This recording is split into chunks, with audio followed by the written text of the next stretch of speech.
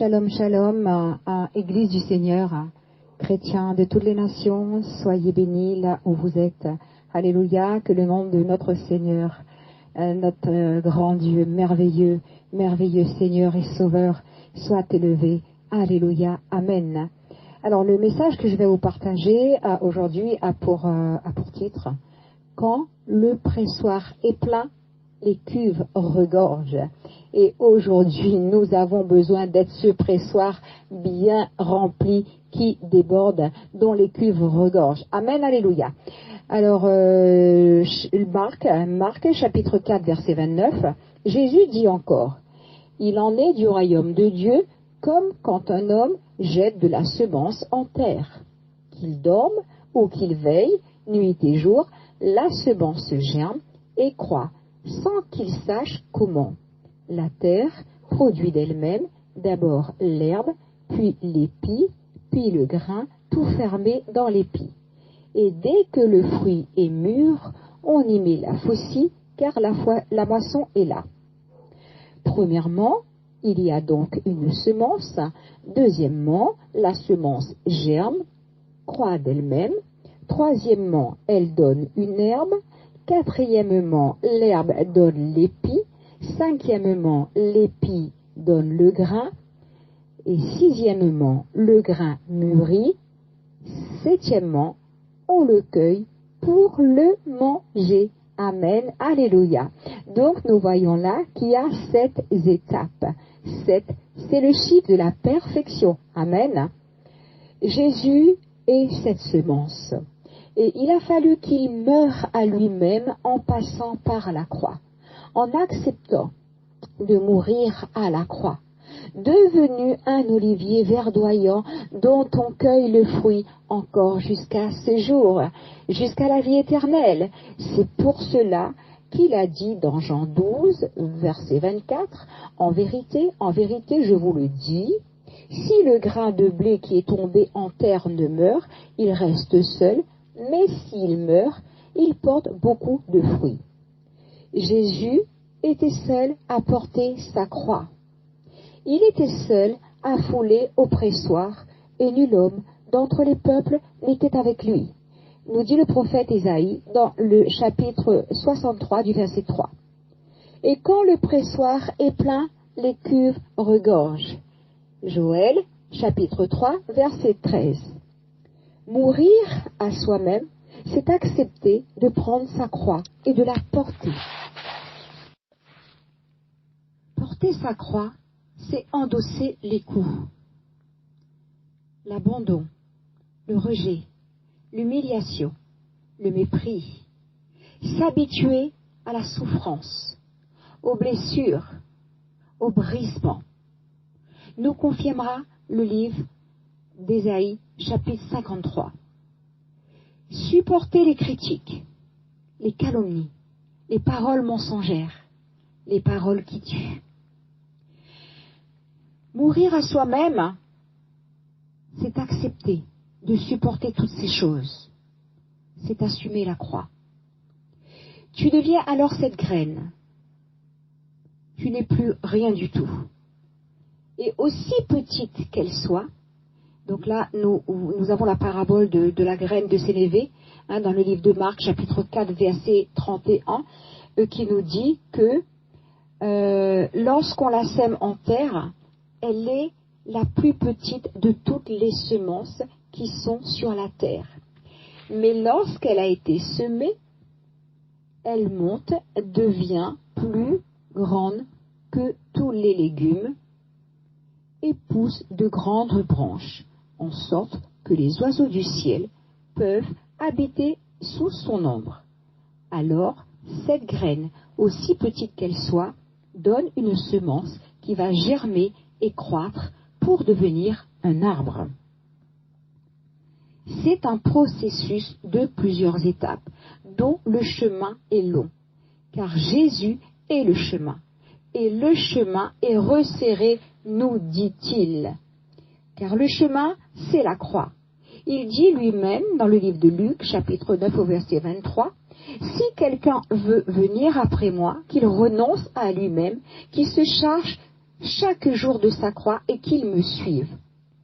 Car la porte est étroite. Le chemin de la croix, c'est la porte étroite. Mais c'est le seul chemin qui mène à la vie. Amen. Alléluia. Les cuves ne peuvent regorger si le pressoir n'est pas rempli, si le pressoir n'est pas plein. Et pour que le pressoir donne un rendement, produise quelque chose, il faut le fouler. Fouler signifie comprimer, presser de façon répétée avec les mains ou les pieds ou par un moyen mécanique.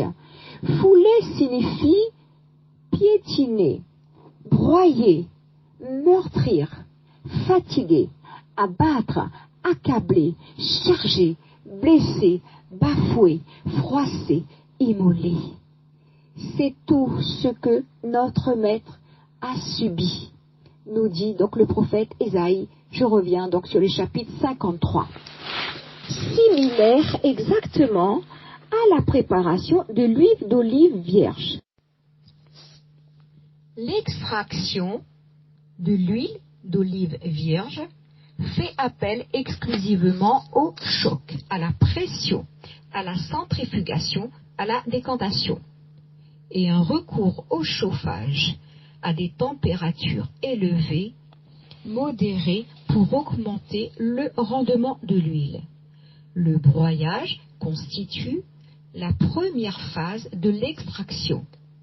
Donc, elle est broyée en fait. Et broyer, quand on regarde broyer signifie blesser, maltraiter, écraser, battre, briser. Exactement ce qu'on retrouve donc pour être ce pressoir, hein. C'est ce que Jésus a vécu. Lorsque nous lisons les évangiles de Matthieu, Marc, Luc, Jean et ainsi de suite, nous voyons tout ce qu'il a subi de part et d'autre, hein. Le rejet, l'abandon, ses propres frères l'ont renié, l'ont rejeté. Il était vraiment seul, comme il le dit au pressoir, hein, donc à porter sa croix, maltraité, opprimé, comprimé, pressé, donc combien de fois on lui cherchait la guerre, on lui demandait des justifications par rapport à ce qu'il faisait, on cherchait tous les moyens pour le supprimer, pour l'éliminer à cause de la haine, donc de ses adversaires, de ses ennemis qui l'ont accablé, qui l'ont vraiment chargé, qui n'ont pas manqué de le blesser en tout temps, de le froisser jusqu'à ce qu'il soit immolé. Donc pas étonnant qu'il soit cet olivier verdoyant. Amen, alléluia. La production de l'huile d'olive vierge est donc le résultat d'une compression extrême. Jésus, donc, comme je disais, a été pressé, oppressé, compressé à l'extrême, jusqu'à mourir cloué à la croix. Et bien souvent, nous entendons les sœurs, les frères se plaindre, je ne vais plus à l'église parce que je suis blessée, on m'a blessée, elle m'a fait du mal, il m'a fait du mal, le pasteur m'a pas regardé, il m'a pas dit bonjour, je crois qu'ils ont fait exprès, je me sens rejetée, oh je crois qu'on me méprise, je suis mise de côté. Je ne sais pas, on dit les mensonges, on me traite de Jézabel, on me traite de toute parole, voilà, qui font mal. Mais donne gloire à Dieu, mon frère, ma sœur. Tu es sur la bonne voie, tu es sur la voie de ton maître. Souvenez-vous de la parole qu'il a dite. Le serviteur n'est pas plus grand que son maître. S'ils m'ont persécuté, ils vous persécuteront aussi. Donc ça, vous le trouvez dans le livre de Jean 15, verset 20. Car tout disciple accompli sera comme son maître. Nous dit encore Luc, chapitre 6, verset 40. Tu dois être ce pressoir dans lequel on doit boire, tirer du jus, extraire le jus et en manger le fruit. Car et c'est pour ça qu'on dit que lorsqu'il se trouve du jus dans une grappe, on dit ne la détruis pas, car il y a là une bénédiction. Hein? Et comment et avec quoi tu vas travailler si tu n'as pas de réserve d'huile? Tu as besoin de cette huile. Alors laisse-toi fouler. Tu as besoin d'être ce pressoir. Souviens-toi de la parabole des 10 vierges. Donc 5 d'entre elles n'avaient point de réserve d'huile. Elles ne rentraient à point dans le royaume. Vous savez, l'huile est symbolique. Dans une maison, on peut manquer de beaucoup de choses, être à court de provisions. Mais l'huile, c'est quelque chose qui manque rarement. Nous le voyons d'ailleurs dans le livre des rois, hein, le chapitre 2, verset 4, de 1 à 2. Cette veuve dont le créancier a pris les 2 fils pour en faire ses esclaves, lorsque le prophète Élisée lui a demandé ce qu'elle avait à la maison, elle a répondu, ta servante n'a rien du tout à la maison qu'un vase d'huile. Et ce vase a produit pour elle le miraculeux Amen, et pour ses 2 fils également. Alléluia. Il y a aussi cette histoire de la veuve de Sarepta, donc dans le livre des rois, 1 roi chapitre 17, versets 9 à 16, à qui le prophète Élie avait demandé du pain. Elle avait répondu au prophète qu'elle n'avait rien qu'une poignée de farine dans un pot et un peu d'huile dans une cruche. Le prophète avait parlé donc au nom de Dieu pour dire à cette veuve que la farine ne manquera point et l'huile ne diminuera point. Et la parole s'accomplit. Ce fut ainsi selon la parole que le prophète avait prononcée. Donc l'huile symbolise l'onction, donc la présence du Saint-Esprit. Amen. Nous savons que sans le Saint-Esprit, alléluia, nous ne pouvons rien faire, nous ne sommes rien. Nous avons besoin d'être revêtus de cette puissance, alléluia, surtout dans les temps actuels, pour pouvoir impacter, amen, ni par la force, ni par la puissance, mais seul par le Saint-Esprit. Elle symbolise donc l'onction, la lampe. Lorsqu'on est éclairé, on marche dans la lumière, n'est-ce pas? On sait que la parole est comme une lampe à nos pieds, nous déclare le psaume 119. D'ailleurs, vous pouvez tout le méditer, c'est le psaume le plus long, mais très très riche. Elle symbolise également l'olivier, donc la nature de Jésus, et nous devons aspirer à avoir cette nature. Elle symbolise également la lumière, la vie, quoi, hein, voilà. Alors maintenant, plus que jamais, reviens, toi rétrograde qui t'es détourné parce que un jour on t'a fait du mal. Mais ton maître Jésus, celui qui est mort pour toi, lui n'avait rien fait. Il est mort pour toi, il a souffert avant toi et plus que toi parce qu'il est allé jusqu'à la croix. Nous n'irons pas jusqu'à la croix. Mais tu dois prendre ta croix, te charger de ta croix, porter ta croix. Reviens dans les parvis de notre Seigneur. Et vous tous qui avez refroidi à cause de l'attitude des hommes, mais nous ne vivons pas pour l'homme. Vous vivez pour Jésus, pour Dieu. Vous avez du prix à ses yeux. Alors, alléluia.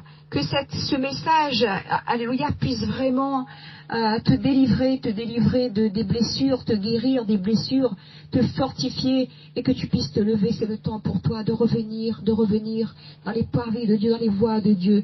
Amen, alléluia. Amen. S'il y a une réserve, alléluia, Dieu dit ne la détruis pas. Il y a encore une bénédiction. Amen. Soyez bénis. Alléluia.